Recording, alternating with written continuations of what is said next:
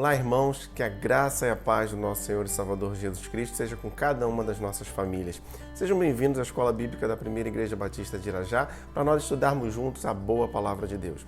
Meu convite é que você inscreva-se no canal, ative as notificações e compartilhe os vídeos.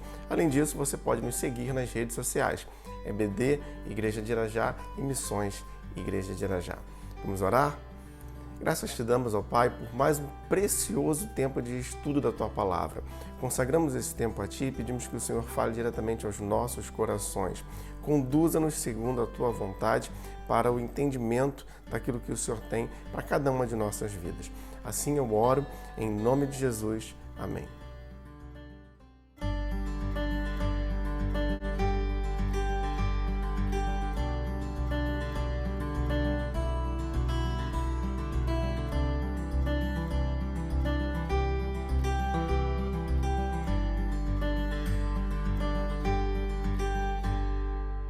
E nós seguimos estudando as cartas de Paulo. Estamos na segunda carta aos Tessalonicenses. Nós utilizamos para isso a revista Compromisso, da editora Convicção.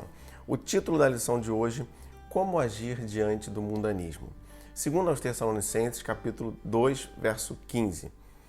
Portanto, irmãos, permaneçam firmes e apeguem-se às tradições que lhes foram ensinadas, quer de viva voz, quer por carta nossa.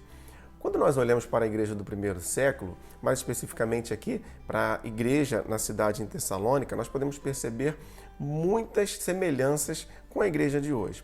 Aquela era uma sociedade corrompida, assim como hoje, de modo que os cristãos eles são chamados a agir com uma atitude diferente, com um estilo de vida diferente. A Igreja de Cristo hoje ela deve ser um instrumento que faça a diferença, um canal de transformação da nossa sociedade. A título introdutório, lerei 2 aos Tessalonicenses, capítulo 2, versos de 13 a 15. Mas nós devemos sempre dar graças a Deus por vocês, irmãos amados pelo Senhor, porque desde o princípio Deus os escolheu para serem salvos mediante a obra santificadora do Espírito e a fé na verdade. Ele os chamou para isso por meio de nosso Evangelho, a fim de tomarem posse da glória de nosso Senhor Jesus Cristo. Portanto, irmãos, permaneçam firmes e apeguem-se às tradições que lhes foram ensinadas, quer de viva voz, quer por carta nossa. Seguindo o contexto da carta, Paulo ele já havia explicado sobre a vinda de Cristo, também sobre a manifestação do anticristo. E agora ele está orientando sobre como aqueles crentes deveriam agir diante da maldade do mundo. Os que preferem rejeitar a verdade de Deus estão fadados ao engano, à injustiça, o que difere do que está destinado aos que Paulo chama de amados do Senhor.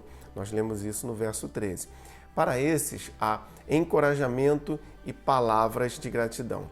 O apóstolo ele está reforçando a importância da firmeza de conservar os ensinos passados pela tradição cristã, pois o chamado de Cristo é para que os crentes desfrutem de bênçãos espirituais. Os versos 16 e 17. Que o próprio Senhor Jesus Cristo e Deus nosso Pai, que nos amou e nos deu eterna consolação e boa esperança pela graça, dê ânimo aos seus corações e os fortaleça para fazerem o bem, tanto em atos como em palavras. O apóstolo aqui, ele está falando sobre a eterna consolação, a boa esperança. Paulo ele direciona a igreja a permanecer-se fiel, mesmo diante das provações, pois o Senhor, por amor, tem eterno consolo e também boa esperança. Irmãos, assim nós devemos reconhecer no ensino do apóstolo Paulo o motivo de não desanimarmos em meio às provações que enfrentamos, pois o Senhor ele tem algo muito precioso para nós, eterna consolação e boa esperança. A consolação que vem do Senhor diante das contrariedades do mundo, segundo aos Tessalonicenses, capítulo 3, versos de 1 a 3. Finalmente, irmãos, orem por nós para que a palavra do Senhor se propague rapidamente e receba a honra merecida, como aconteceu entre vocês.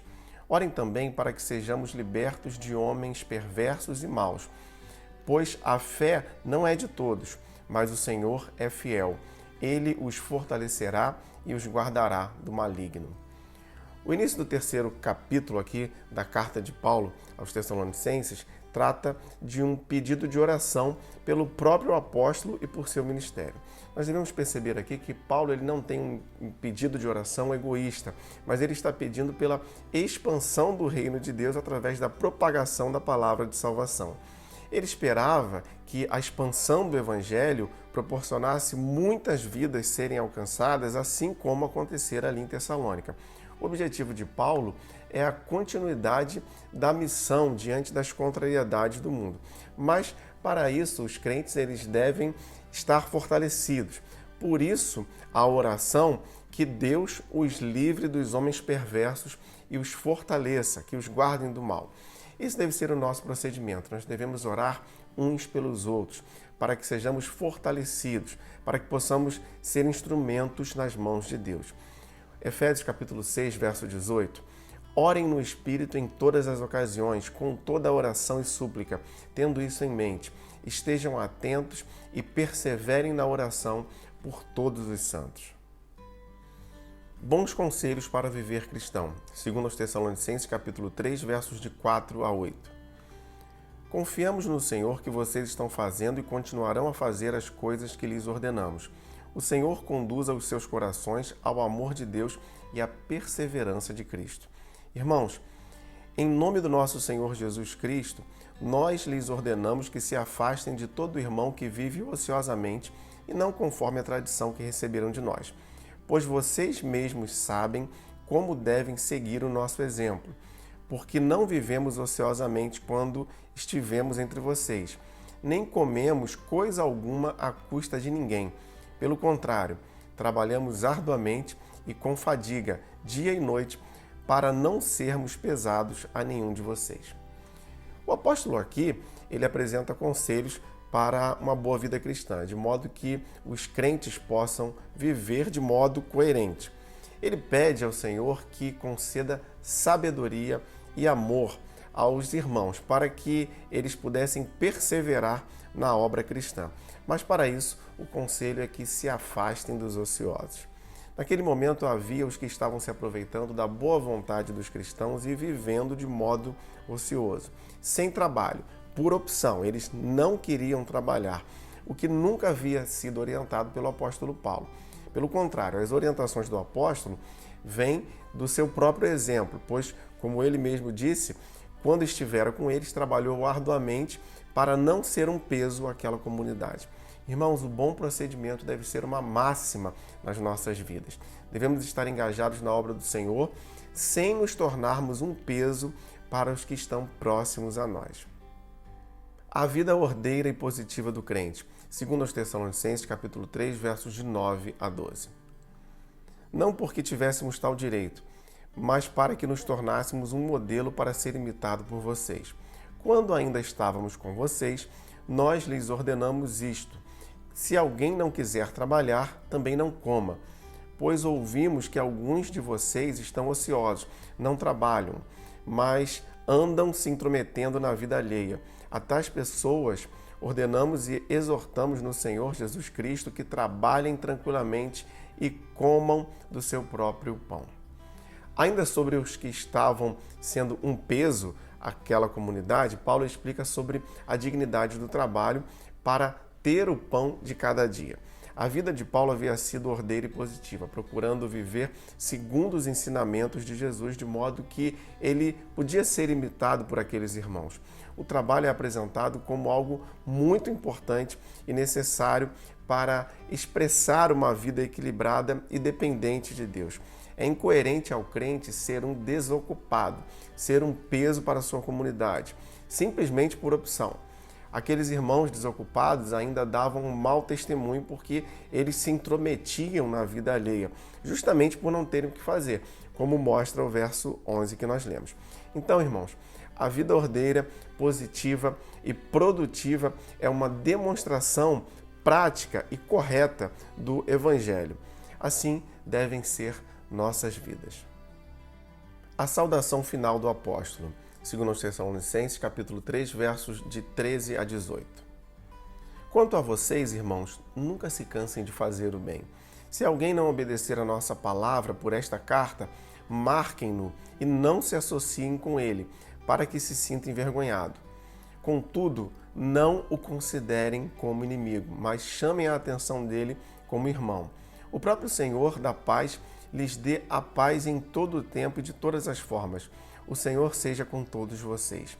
Eu, Paulo, escrevo esta saudação de próprio punho, a qual é um sinal em todas as minhas cartas. É dessa forma que escrevo. A graça de nosso Senhor Jesus Cristo seja com todos vocês. Bom, na parte final aqui da carta, o apóstolo Paulo ressalta a importância daqueles irmãos seguirem fazendo o bem ao próximo e reforça também a questão da disciplina. Neste ponto aqui, é interessante nós observarmos que os que eram indisciplinados e preguiçosos deviam ser deixados de lado, não havendo associação com eles. Todavia, eles não deveriam ser tratados como inimigos, mas antes deveriam ser exortados em amor. Irmão, isso é muito importante para nós. Se em algum momento certo irmão não estiver em nosso meio, tendo explicitamente deixado de viver como a palavra nos ensina, nós não devemos tratá-lo como inimigo. O amor deve ser o caminho para a exortação, mas reforçando que a oração e o bom trato devem permanecer até que esse irmão mude de prática e seja novamente recebido na comunidade. Finalmente, a carta ela fora escrita pelo próprio punho do apóstolo Paulo. Reforça isso o fato de que ele tinha um afeto profundo por aqueles irmãos. E a despedida é o pedido de que a graça e a paz do Senhor sempre estivesse presente naquela igreja, em tudo que fizessem. Assim nós concluímos essa lição com esse desejo, que a graça e a paz do nosso Senhor Jesus Cristo esteja sobre cada um de nós em tudo que fizermos. Vamos orar mais uma vez? Obrigado, Pai, pela Tua palavra aos nossos corações. Pedimos que o Senhor a complete. Pai, colocamos nossas vidas, colocamos nossas famílias, pedindo que a Tua graça, que a Tua paz, que o Teu amor esteja sempre sobre a nossa casa e que nós possamos demonstrar essa graça, esse amor aos outros, ó Pai. Que o nosso testemunho reflita ao Teu agir em nós. Assim eu oro pedindo que o Senhor perdoe as nossas faltas, ó Pai. Oro em nome de Jesus. Amém.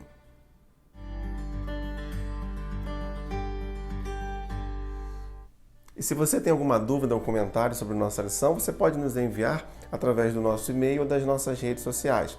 Não se esqueça de inscrever-se em nosso canal, ativar as notificações e compartilhar os nossos vídeos.